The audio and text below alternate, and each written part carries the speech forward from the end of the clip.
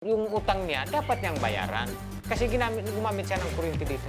Matagal na kaming naghihintay, hindi siya bumalik dito na magbabayad. Pangluloko ang ginagawa niya.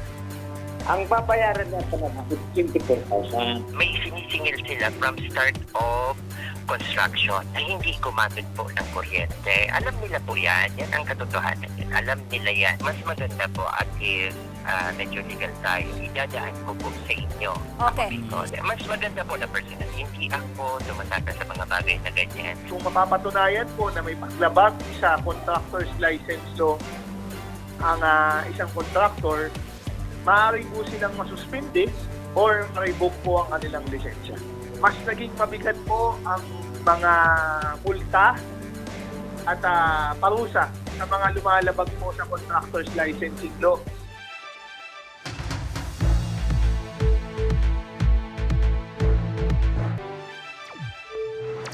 Makakausap natin ngayon sa kabilang linya ng telepono si Kapitan Reynaldo Pante ng Barangay Maugogo Bilyar, Albay. Inirereklamo kasi niya ang subkontraktor na gumawa ng kanilang covered court dahil sa hindi umano nito pagbabayad ng electric bill na umaabot sa 24,000 piso o 24,000. Mga kaibigan, pakinggan natin si Kap. Kap, magandang hapon po. Ay, magandang hapon po. Opo. Kap, maaari nyo bang ikwento?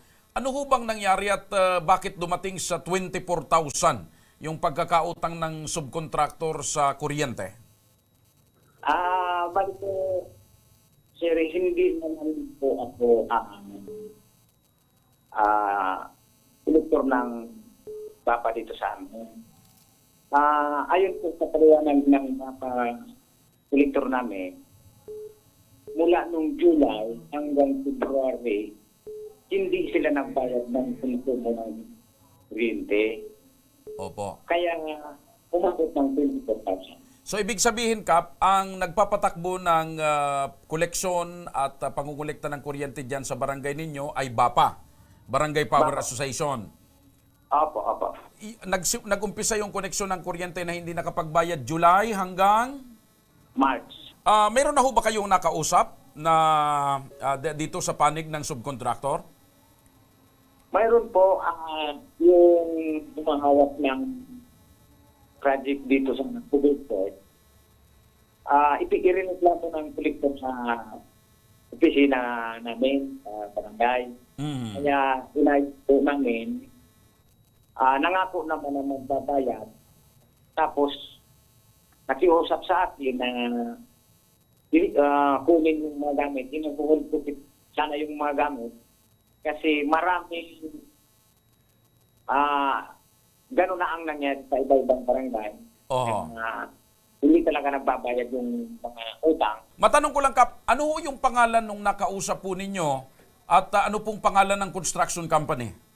Yung construction company, hindi ako ng pamad for the bonds. Tigsugkod lang nila. Ang pinaka-main contractor for Dubs.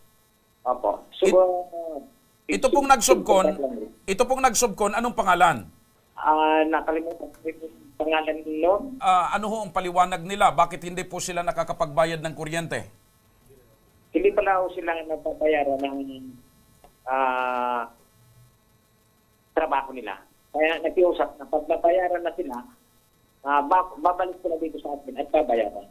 Kap, may paliwanag ba kung bakit hanggang sa ngayon ay hindi pa po nakapagbabayad ng konsumo ng kuryente ito pong si Mr. Alexis Borromeo?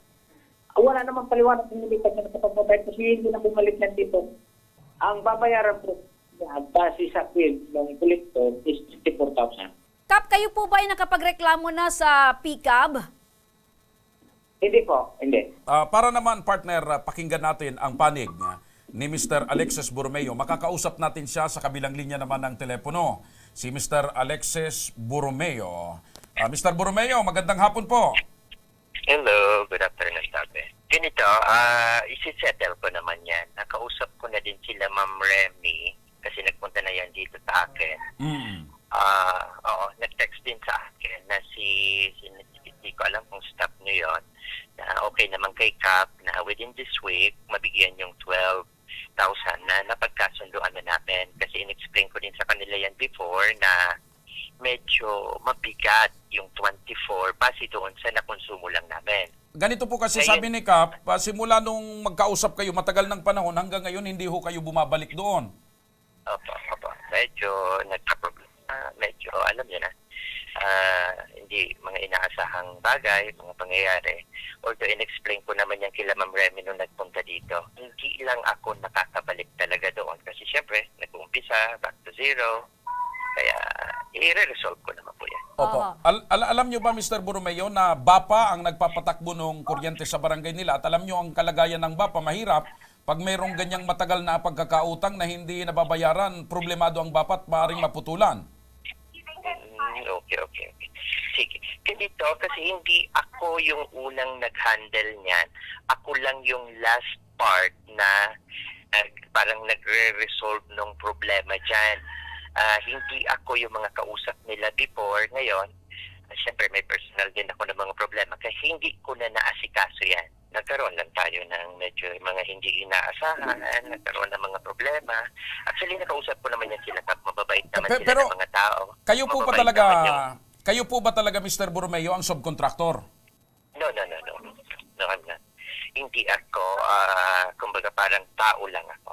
Okay. So sino ho anong pangalan ng construction firm talaga? Huwag na siguro natin i-disclose yan kasi para for sa kanila din na ako na lang ang magre-resolve po niya. Aha.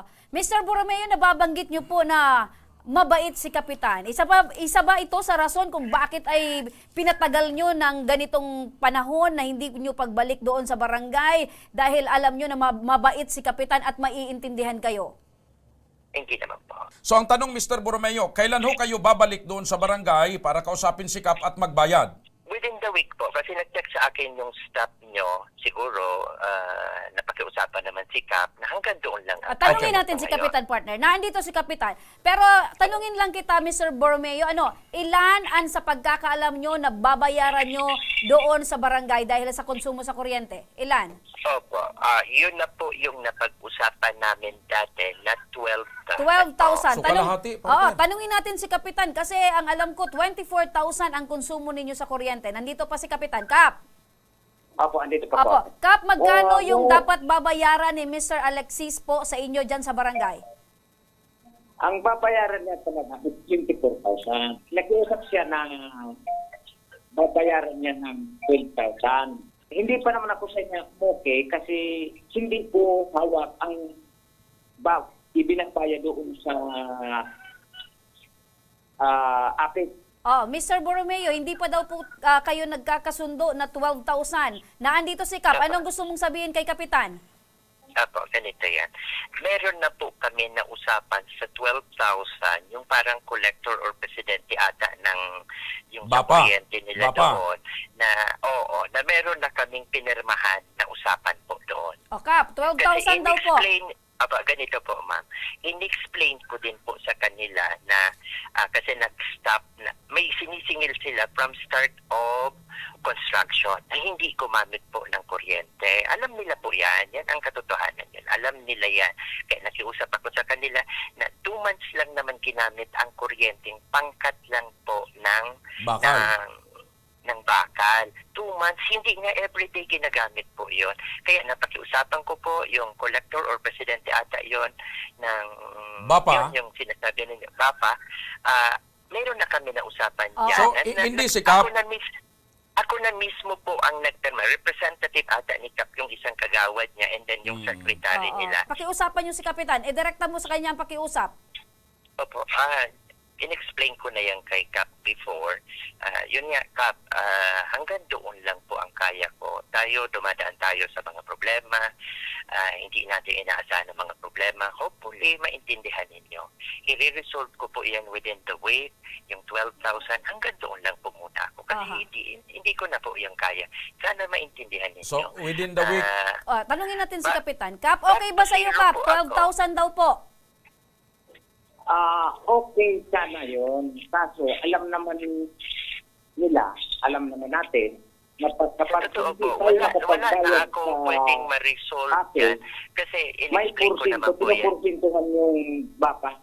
ayun, tama, may Hanggang interest. kapag hindi ka nakapagbayad, ay puputulan ka. Naputulan nga kami kasi umabot ng 240 yung utang namin. Kung maaari, dagdagan niya yung kasi nagpursing ko din kami sa bata. Yan. May interest kasi, May partner. interest. Oo. Oo. Ilan ba, Kap? Ilan ba? Like, kung 12,000, Kap, lagyan natin ng interest, mga ilan na thousands, Kabi, Kap? Gawin na lang niya ng 15. 15? Oh. Okay. 15,000 daw po, Mr. Alexis Borromeo. Okay. Kung gawin natin na 15, i-extend po nila. Hindi ko kaya yan. Kailan mo kaya? Siguro, end of this month, kaya po yan. Magbibigay na daw siya ng 12,000 ng 12,000 ngayong linggong ito, pero yung 3,000 ibibigay niya bago magtapos ang buwan na ito. Pwede ba yon? Opo, okay lang yan. Yung Naman akong 3,000 bago magkatapusan. pwede po, okay. Okay. Tanungin natin si Mr. Alexis. Mr. Alexis, anong araw po ngayong linggong ito? Pumayag na si Kap na 12,000 muna sa katapusan yung 3,000. By Saturday po or Sunday. Saan nyo gustong ibigay? Saan kayo maghaharap ni Kapitan? Kailangan ko pa bang either pumunta ako or if they want po, pwede naman i-send sa akin GCash account para i-send ko na lang through GCash. Hindi, mas maganda po at least medyo legal tayo. Idadaan ko po sa inyo. Pwede ba, Mr. Alexis, na araw ng Biyernes? Biyernes? Until Sunday lang po. Ayun. If you want, Ma'am Remy, pwede kayong pumunta dito sa akin. Mas maganda po na personal. Hindi ako tumataka sa mga bagay na ganyan. Thank you very much, Mr. Borromeo.